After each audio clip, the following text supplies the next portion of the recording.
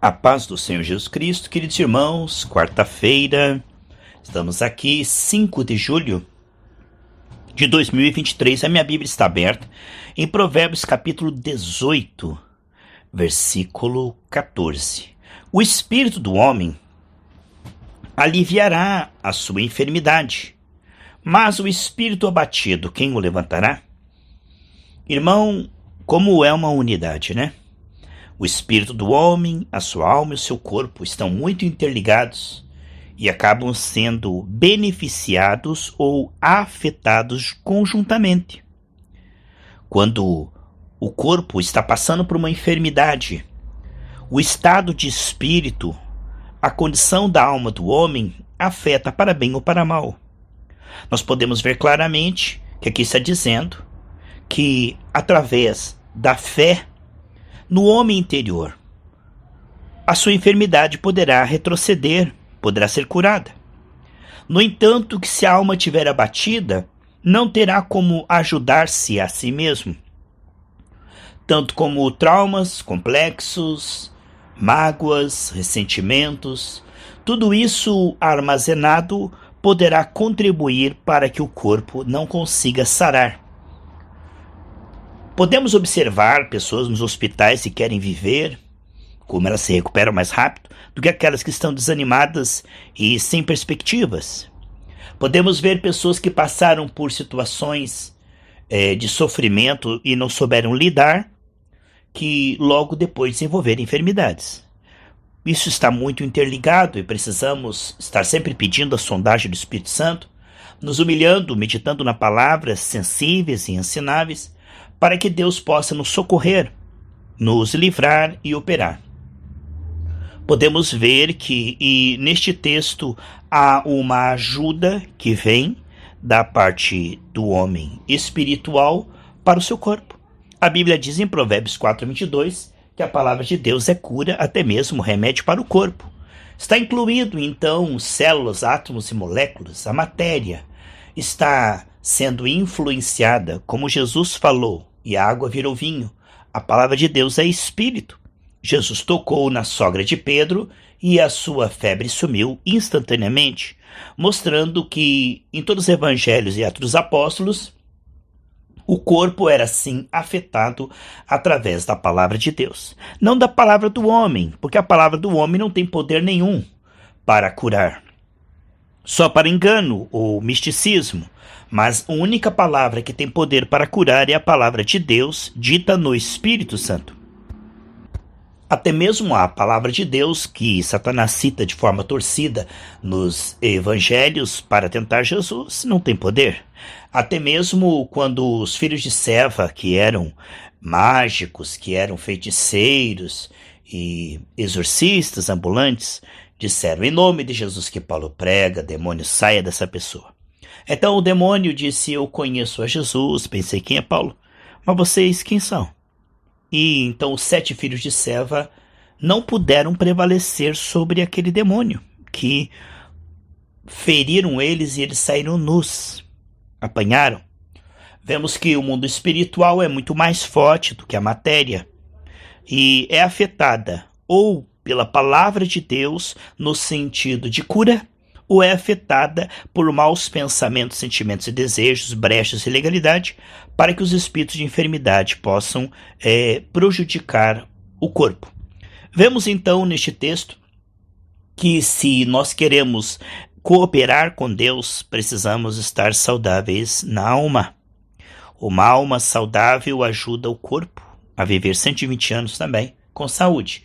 O estado de alma, a maneira como nós lidamos com os conflitos, porque no mundo caído, cheio de tentações, provações e provocações, somos imperfeitos e lidamos com pessoas imperfeitas no seu desempenho humano. Isso pode causar conflitos, sofrimento, traumas, mágoas, e precisamos sair logo da areia movediça, porque se não resolvermos, não apagarmos o incêndio, isto realmente afetará a nossa alma. O Senhor disse: se não perdoardes do coração, entregarei aos atormentadores. Quando o Senhor diz entregarei os atormentadores, esses atormentadores que estão aí são demônios para atrapalhar. Através dessa legalidade e brecha, Esses atormentadores vão atormentar, seja na área financeira, na saúde, na família, insônia, depressão, tudo e tal. Não vamos dizer que quem está em depressão que está com demônios. Nem sempre são demônios que estão ali, mas muitas vezes jogando dardos inflamados de forma indireta. Nós vemos que o Senhor diz no Salmo 91, praga alguma chegará à tua casa. Amém, meus irmãos? Precisamos aprender a dar mais lugar ao Espírito Santo. Ninguém é tão santo que não possa dar mais lugar ao Espírito Santo. Paulo escreveu metade do Novo Testamento e diz, ainda não cheguei lá. Em Apocalipse 22:11, diz que nós, que somos santos, precisamos continuar nos santificando. Então essa é uma palavra de incentivo, não de desânimo, culpa ou condenação, mas sim para que nós possamos realmente continuar meditando na palavra, nos humilhando, pedindo a sondagem do Espírito Santo, pedindo que o Senhor continue nos fortalecendo e revelando se abrimos alguma brecha ou temos alguma legalidade. Partir sempre do pressuposto, Senhor, estou aberto não só a sua operação final, mas o processo. Queridos, é coisa linda quando nós suportamos o processo, porque Deus deu a semente e nós precisamos do fruto. Entre a semente e o fruto, temos que aprender a suportar o processo de forma inteligência espiritual. Aprendemos a cooperar com Deus, para que Ele coopere conosco. Se nós queremos que Ele opere em nosso corpo, precisamos compreender que, antes disso, precisa levantar o nosso espírito que está abatido. Veja o texto como diz. O espírito do homem aliviará a sua enfermidade, mas ao espírito abatido quem o levantará? Portanto, quando o espírito se abate, desanima, ou quando ele se entrega a sentimentos tóxicos, ele acaba sendo o seu pior inimigo. Não há um canal de ajuda.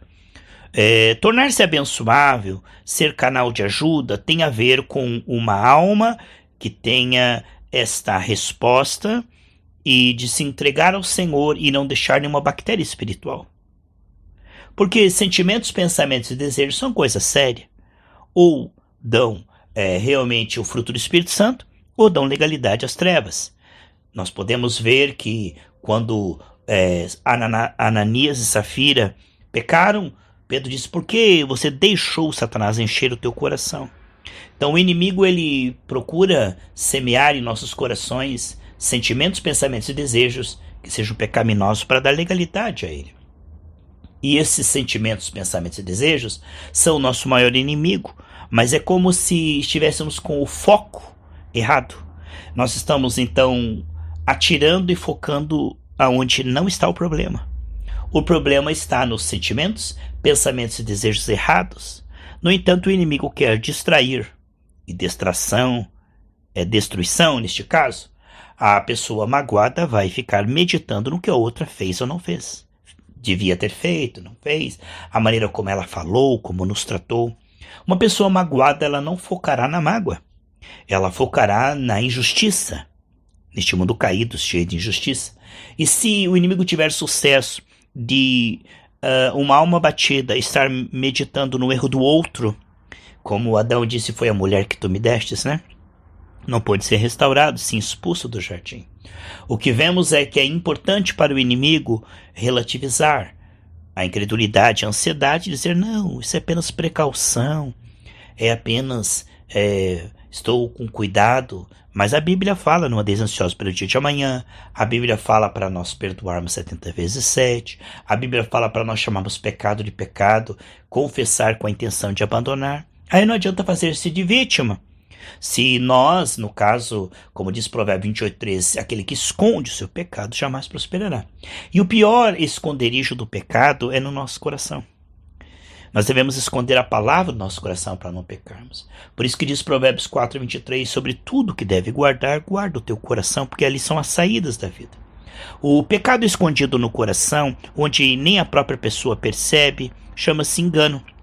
Eu quero orar e unir com você em oração e pedir que Deus sonde o nosso coração, derrame luz nas trevas e nos mostre se há algum pecado que não estamos percebendo, para que venhamos nos arrepender, confessar, com a intenção de abandonar, porque se nós nos tornarmos acessíveis à graça e mais acessíveis à graça, Ele poderá operar tanto na vida espiritual, financeira, familiar, todas as áreas serão abençoadas em nome do Senhor Jesus.